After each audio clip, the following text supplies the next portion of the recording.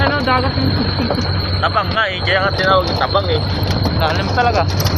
Ganan, lawak talaga pre. Lawak din ng kalsada pre oh. Ano, ipasa mo sa akin ang video na yan ha? Oo, sige pre.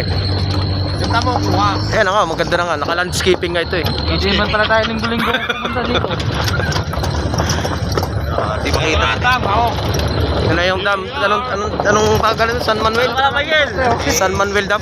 Sa Lord sa Garay, tatawag kami sa dam. Oo. Ito, ano lang ito yung nagising na dam. Angkat dam yun dun eh.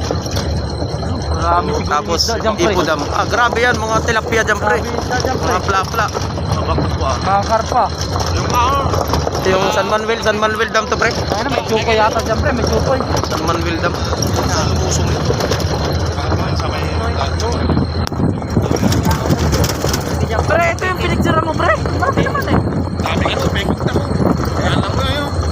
Tingnan mo naman sila ang tanong nila. Wala na ako. Ano pangalan? Peking duck yan. Peking duck. Mga wild duck. Pero ayun, Ako?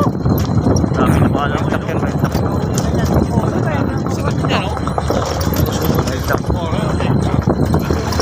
Ayun pala yun siguro yung tinuturo ko.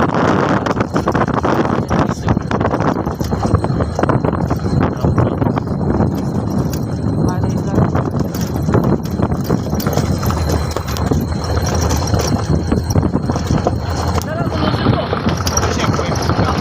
Opo, magpapalusyon ka ba pre? Akala mo dagat na yan oh. Ligaw. Akala mo. Pre, akala mo mababaw yan pero lalim yan. Lalim nga yan pre. Lalim yan. Mga ilang metro yan sa tingin. Ilan di pa? Dam yan eh. Mga ilan di pa? Parang ligdano. Mga ilan di pa? Eh, ikot na tayo.